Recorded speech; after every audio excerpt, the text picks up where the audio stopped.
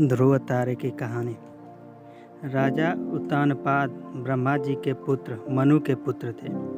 उनका विवाह एक बहुत ही सुंदर कन्या से हुआ था जिसका नाम सुनीति था। राजा अपनी पत्नी से बहुत प्रेम करते थे लेकिन उन्हें कोई संतान नहीं थी, इसलिए रानी ने राजा को दूसरा विवाह करने कहा।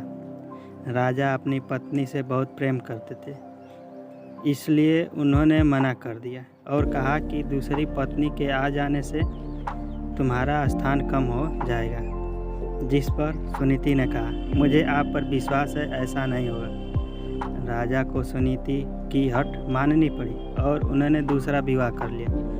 उनकी दूसरी पत्नी का नाम सुरुचि था। विवाह के बाद जब सुरुचि महल आई तब उसे राजा की पहली पत्नी के बारे में पता चला। यह जानने के बाद सुरुचि ने उत्तानपाद से कहा, जब तक आपकी पहली पत्नी वन प्रस्थान नहीं करेगी वो महल में प्रवेश नहीं करेगी। यह सुनकर सुनीति स्वयं ही राजमहल त्याग कर वन में रहने चली गई। कुछ समय बाद राजा शिकार के लिए वन जाते हैं और घायल हो जाते हैं। यह बात जब सुनीति को पता चलती है तो वो राजा को अपनी कुटिया में लाकर उनका उपचार करती है। राजा कई दिनों तक अपनी पहली पत्नी के साथ रहते हैं। उस दौरान सुनीति गर्भवती हो जाती है और उन्हें पुत्र रत्न की प्राप्ति होती है जिसका नाम ध्रुव रखा जाता है, जिसके बारे में राजा को ज्ञात नहीं रहता। कुछ दिनों बाद राजा अपने महल चले जाते हैं। वहाँ भी रानी सुरुचि को पुत्र रत्न की प्राप्ति होती है जिसका नाम उत्तम रखा जाता है। कुछ समय बाद राजा उत्तानपाद को ध्रुव के बारे में पता चलता है। वो रानी सुनीति को महल में आने का आग्रह करते हैं लेकिन वो नहीं आती।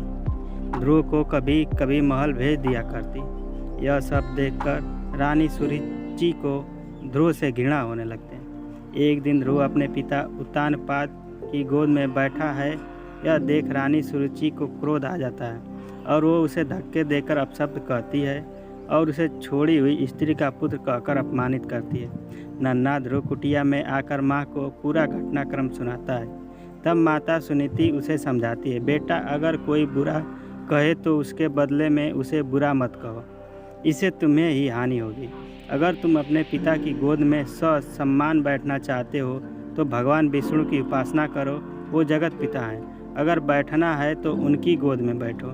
बालक ध्रुव के मन में यह बात बैठ जाती है और वह यही भाव लिए यमुना तट नहाने जाता है। वहाँ उसकी मनोदशा जानकर नारद मुनि आते हैं और वो ध्रुव को भगवान की भक्ति की विधि बताते हैं, जिसे जानने के बाद ध्रुव कठोर तपस्या में लीन हो जाता है। कई महीनों तक खड़े होकर तपस्या करता है। कभी जल में तपस्या करता है तो कभी एक उंगली पर खड़े रहकर निरंतर ओम नमो वासुदेवाय का जाप पूरे ब्रह्मांड में गूंजने लगता है। नन्हे से बालक की इस घोर तपस्या को देख भगवान उसे दर्शन देते हैं। बालक ध्रुव भाव विभोर हो उठता है और कहता है, मुझे माता पिता की गोद में बैठने नहीं देती। मेरी माँ कहती है कि आप इस सृष्टि के पिता हैं, अतः मुझे आपकी गोद में बैठना है। भगवान उसकी इच्छा पूरी करते हैं और उसे तारा बनने का आशीर्वाद देते हैं, जो कि सप्त ऋषियों में भी ज़्यादा श्रेष्ठ होगा। उस दिन से आज तक आसमान में उत्तर दिशा की ओर ध्रुव तारा चमक रहा है। दोस्तों, ध्रुव तारे की कहानी आपको कैसी लगी कमेंट ज़रूर करें। Thanks for watching.